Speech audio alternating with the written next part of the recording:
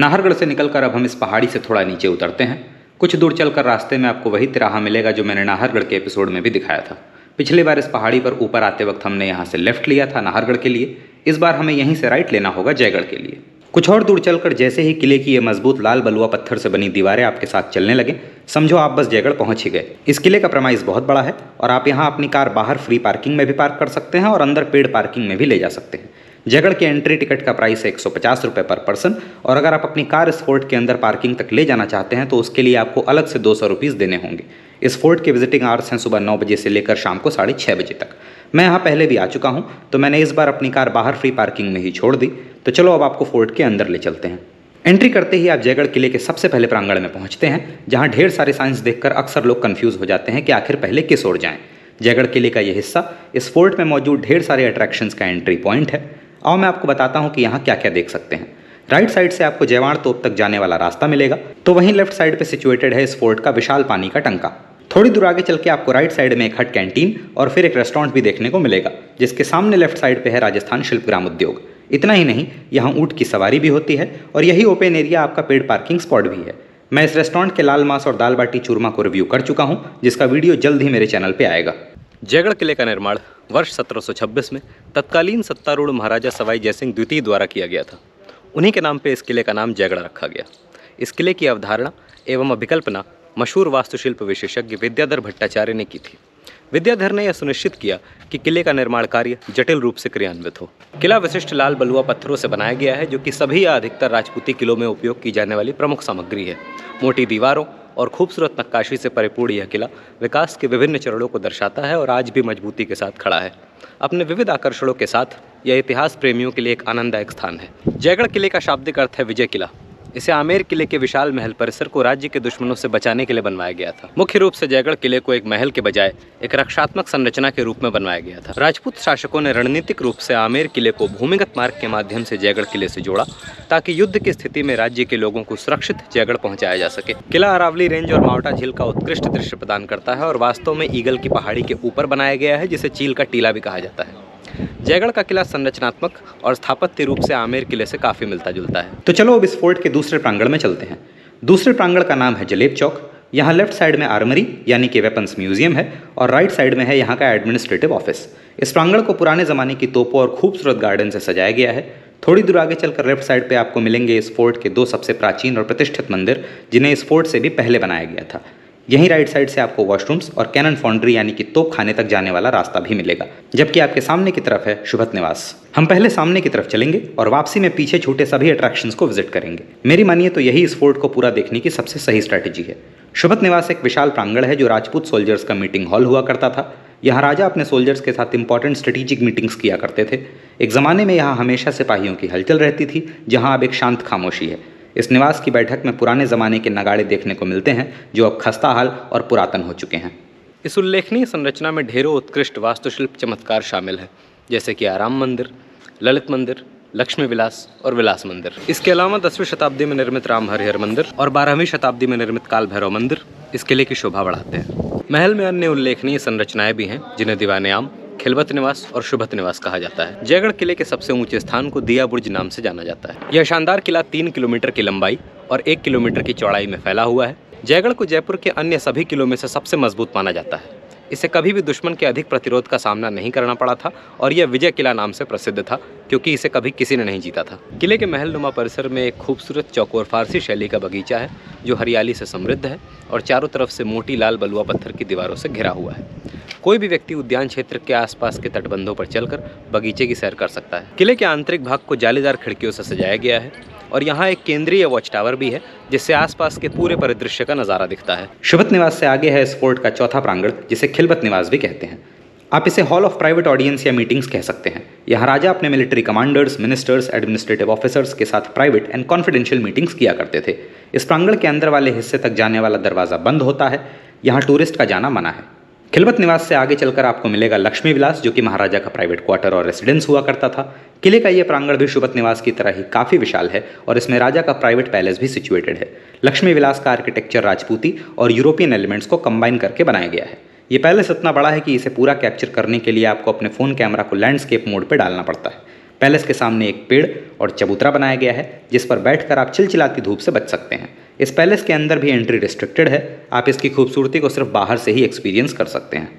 किले में एक भव्य संग्रहालय भी है जो जयगढ़ किले की जीवन शैली और काल को दर्शाता है। संग्रहालय आपको टिकटों, तस्वीरों, बहुमूल्य कलाकृतियों और कठपुतलियों के माध्यम से राजघराने की जीवन शैली की एक झलक प्रदान करता है। संग्रहालय में मौजूद तस्वीरों में आपको जयपुर के महाराजाओं मेजर जनरल मानसिंह द्वितीय और भवानी सिंह की पुरानी तस्वीरें मिलेंगी जिन्होंने वरिष्ठ अधिकारियों के रूप में भारतीय सेना में सेवा की थी। इसमें 5 चाबियों वाला एक भव्य खजाने का ताला भी है। यह अफवाह थी कि किले के पानी के टैंक के नीचे खजाना दबा था जिसे 70 के दशक में राजस्थान सरकार ने खोज निकाला था। इस अफवाह के पीछे की सच्चाई अभी भी काफ़ी धुंधली है। संग्रहालय के अलावा किले में एक शास्त्रागार भी है। यहाँ के शास्त्रागार कक्ष में ढालें, तलवारें, बंदूकें, टाइम बॉम्ब, ऊँट पर लगने वाली बंदूकें और तोप के गोलों का विस्तृत प्रदर्शन शामिल है। इस स्थान को विजयगढ़ कहा जाता था। शास्त्रागार में कई अन्य हथियार और उपकरणों का भी संग्रह है जिनके बारे में यह कहा जाता है कि यह 18वीं शताब्दी के राजपूत और मुगल युद्धों का हिस्सा थे। एक और दिलचस्प तथ्य यह है कि किले के अंदर से बाहर का मनमोहक नज़ारा दिखता है, पर बाहर से किले के भीतर का कुछ भी देखा नहीं जा सकता है क्योंकि यह किला राज्य के लोगों की रक्षा के लिए सुरक्षात्मक ढंग से डिजाइन किया गया था और पहाड़ की एक चोटी पर स्थित है। लक्ष्मी विलास के आगे है जयगढ़ फोर्ट के प्राइवेट क्वार्टर्स, जहां जाने के लिए अब आपको इन अंधेरे गलियारों से होकर गुजरना पड़ता है। ये गलियारे सीधे विलास मंदिर की तरफ जाते हैं जो महारानियों का प्राइवेट क्वार्टर और रेसिडेंस हुआ करता था। इसी गलियारे से अगर आपने पहला लेफ्ट एग्जिट ले लिया तो आप ललित मंदिर पहुंच जाएंगे। फोर्ट का यह हिस्सा बाकियों से काफ़ी छोटा है और ये महाराजा का ग्रीष्मकालीन निवास यानी कि समर रेसिडेंस हुआ करता था। इस पैलेस के आर्किटेक्चर में ऊंची छत, लार्ज विंडोज़ और स्पेशियस हवादार रूम्स हैं जिनकी वजह से यह महल गर्मियों के मौसम में बाकी के फोर्ट से ज़्यादा ठंडा और आरामदायक रहता था। ललित मंदिर के अंदर मुझे बहुत से पुराने ज़माने के सोफ़े और चेयर्स पड़े हुए दिखे जिन पे अब धूल सी जम गई थी। महल का यह हिस्सा भी टूरिस्ट के लिए बंद है। ललित मंदिर से आगे है सागर छतरी जो इस फोर्ट के सबसे ज़्यादा ब्यूटीफुल स्पॉट्स में से एक है। ये एक ओपन बालकनी है जहां से आपको नीचे मौजूद मावटा झील और सामने दूर तक फैली अरावली पहाड़ियों का खूबसूरत दृश्य दिखाई पड़ता है। साथ ही आप यहां से जयगढ़ किले के आउटर पेरीमीटर वॉल को भी देख सकते हैं। यहाँ बहुत अच्छी और तेज़ हवाएं चलती हैं। यहाँ रुककर जयगढ़ के वॉच टावर और मावटा झील के बैकग्राउंड के साथ पिक्चर्स लेना ना भूलें। सागर छतरी से निकलकर हम अब इस फोर्ट के आखिरी और सबसे खूबसूरत प्रांगण में पहुंचते हैं। ये जगह है चारबाग गार्डन्स। किले की दीवारें और उसके साथ बना ये टेरेस वॉकवे इस फारसी शैली के गार्डन को चारों तरफ से घेरता है। इस गार्डन में 4 अलग सेक्शंस हैं जो एक सेंट्रल वाटर चैनल से आकर जुड़ते हैं। इस रास्ते पे हर जगह से नीचे गार्डन के बैकग्राउंड के साथ कमाल की पिक्स आती हैं। चारबाग में पीछे की तरफ 3 बड़े झरोखे भी बनाए गए हैं जहाँ से नीचे स्थित आमेर किला, मावटा झील और दूर तक फैले जयपुर शहर का पैनारोमिक व्यू मिलता है। ऐसा माना जाता है कि यह महाराजा सवाई जयसिंह का फेवरेट वेंटेज पॉइंट था जहाँ से वो अपने बसाए हुए जयपुर शहर को घंटों देखा करते थे।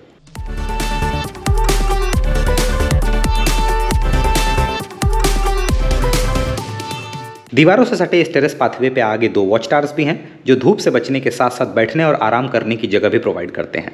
यहाँ पे बहुत अच्छी हवा चलती है जिसको आप बिना तेज़ धूप में जले एंजॉय कर सकते हैं। शाम होने पे यहाँ से बहुत अच्छा सनसेट व्यू भी मिलता है जिसे आप बिल्कुल भी मिस नहीं करना चाहेंगे।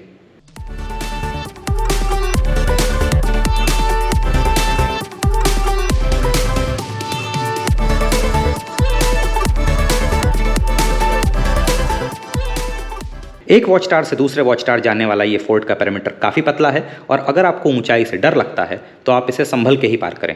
दूसरे वॉच टावर से आमेर किले के कैफेटेरिया और सभी कोर्टयार्ड्स देखे जा सकते हैं। यहाँ से आमेर किले को देखना मानो किसी ड्रोन कैमरे से रिकॉर्ड किए वीडियो जैसा लगता है। सच में, अगर आप आमेर किले का बर्ड्स आई व्यू या ड्रोन शॉट चाहते हैं तो बस जयगढ़ किले के इस मीनार पर आएँ। दिन अब ढलने को है और जैसा कि मैंने आपसे कहा था कि इन मीनारों से सनसेट का बहुत अच्छा व्यू मिलता है, इसलिए आइए मैं आपको अब इस शानदार व्यू का टाइम लैप्स दिखाता हूं जहां आप सूरज को धीरे धीरे इन खूबसूरत पहाड़ियों के पीछे उतरता हुआ देखेंगे।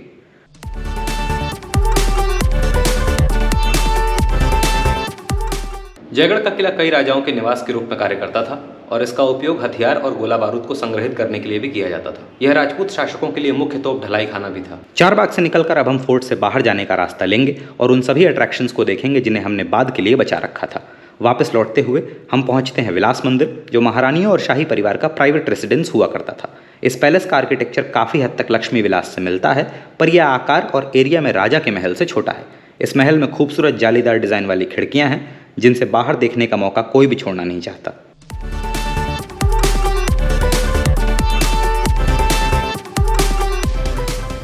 महल से बाहर निकलकर हम सबसे पहले दूसरे कोर्टयार्ड में बसे राम हरिहर मंदिर का दर्शन करेंगे। सूरज ढलने के बाद यहाँ शाम की आरती होती है जिसकी मधुर ध्वनि इस पूरे किले में गूंजती है। यहाँ एक ऑटोमेटिक आरती मशीन भी रखी है जो एक रिदम के साथ ढोल और घंटियां बजाई जा रही थी।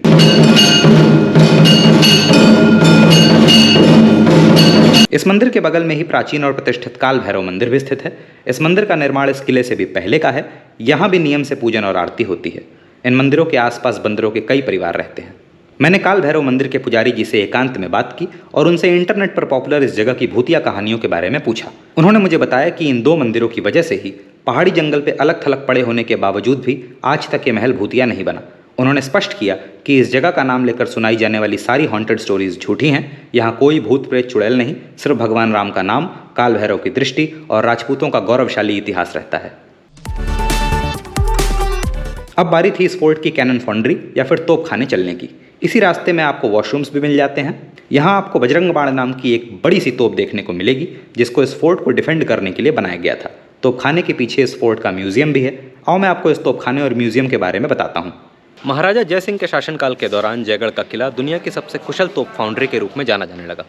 इसे मुख्य रूप से किले के आसपास स्थित विशाल लौह अयस्क खदानों की उपस्थिति के कारण यह उपाधि दी गई। ऐसा कहा जाता था कि फाउंड्री की पवन सुरंग बाहर से गर्म हवा खींचती थी जिससे अंदर का तापमान 2400 डिग्री फ़ारेनहाइट तक बढ़ जाता था और तोप बनाने के लिए धातु पिघलाने में मदद मिलती थी। बैलों के 4 जोड़े द्वारा संचालित सटीक गियर सिस्टम और उपकरण के उपयोग और मदद से तोप के बैरल को खोखला किया जाता था। राजपूत इस उपकरण के विकास के लिए प्रसिद्ध हुए। तोपखाने के सामने छत पर एक बड़ा सा चबूतरा बना है जिस पर खड़े होकर आपको फिर से एम्बर पैलेस, माउटा लेक और आमेर सिटी का ब्यूटीफुल व्यू मिलता है। यहाँ से निकलकर अब हम इस फोर्ट के आखिरी लैंडमार्क तक चलते हैं जहाँ आपको पहियों पर लगी दुनिया की सबसे बड़ी तोप देखने को मिलेगी। इस तोप को महाराजा जयसिंह ने बनवाया था जो एक विजनरी मिलिट्री लीडर थे। आओ मैं आपको इस तोप के बारे में कुछ दिलचस्प बातें बताता हूँ। जयगढ़ का किला पहियों पर रखी दुनिया की सबसे बड़ी तोप का घर है जिसे जयवाड़ तोप के नाम से जाना जाता है और यह आज भी किले के परिसर में मौजूद है। जयवाना का निर्माण महाराजा सवाई जयसिंह द्वितीय के शासनकाल के दौरान जयगढ़ की एक फाउंड्री में किया गया था। जयवाड़ के बैरल की लंबाई है 20 फुट, व्यास है 11 इंच और इसका वजन है 50 टन। इस तोप के बैरल पर अलंकरण खुदे हुए हैं जो एक हाथी, पेड़ और पक्षी को दर्शाते हैं। इसे पहियों पर लगाया गया है और इसके पिछले 2 पहियों में रोलर पिन बेयरिंग मशीनरी है जिससे इस तोप को 360 डिग्री घुमाया जा सकता है और किसी भी दिशा में फायर किया जा सकता है। तोप को मौसम की चरम स्थिति से बचाने के लिए एल्युमिनियम शेड के नीचे रखा गया है। तोप की मारक क्षमता लगभग 10 किलोमीटर की थी और इसमें 50 किलोग्राम की गेंदों का उपयोग किया जाता था। कहा जाता है कि इस तोप का परीक्षण वर्ष 1720 में महाराजा सवाई जयसिंह द्वितीय द्वारा किया गया था और इससे दागा गोला 37 किलोमीटर दूर चाकसू नामक एक स्थल पर जाकर गिरा था जिससे झील के लिए एक गड्ढा बन गया था। ऐसा माना जाता है कि तोपची बगल वाली झील में कूदने का प्रयास करने से पहले ही मृत्यु को प्राप्त हो। जयवाड़ कोर्टयार्ड से निकलकर आप इस किले के सबसे ऊंचे स्थान जिसे दिया बुर्ज कहते हैं को देख सकते हैं। ये एक वॉच टावर है जिस पे जलती हुई लाइट को जंगल में दूर दूर से देखा जा सकता है। आओ मैं आपको इस पहाड़ी जंगल के अंधेरे रास्तों से इसका व्यू दिखाता हूँ। इस वॉच टावर के ऊपर जयपुर के महाराजा का ऑफिशियल 5 रंगों वाला झंडा गर्व से लहराता है। जैसे जैसे सूरज डूबता है और रात करीब आती है, अरावली का पहाड़ी जंगल शांत और डरावना होता जाता है। नीचे जाते समय हम जंगल में दूर पहाड़ी रास्तों से जयगढ़ किले को जगमगाते हुए देख सकते हैं। तो आइए अब हम इन पहाड़ी ऊंचाइयों से नीचे उतरें और जल महल के करीब चलें जिसकी सुंदरता को अब तक हमने दूर से ही देखा है। जयगढ़ की हमारी कहानी में बस इतना ही। नमस्कार, अलविदा, जय हिंद। जयपुर में सुरम्य मानसागर झील के बीच में स्थित जल महल एक शानदार संरचना है जो झील की सतह पर तैरती हुई प्रतीत होती है। यह वास्तुशिल्प चमत्कार राजपूत काल के इंजीनियरिंग कौशल का प्रतीक है। यह महल, जिसे जयपुर के महाराजाओं के शिकारगाह के रूप में बनाया गया था, अब शहर के प्रमुख पर्यटक आकर्षणों में से एक बन गया है।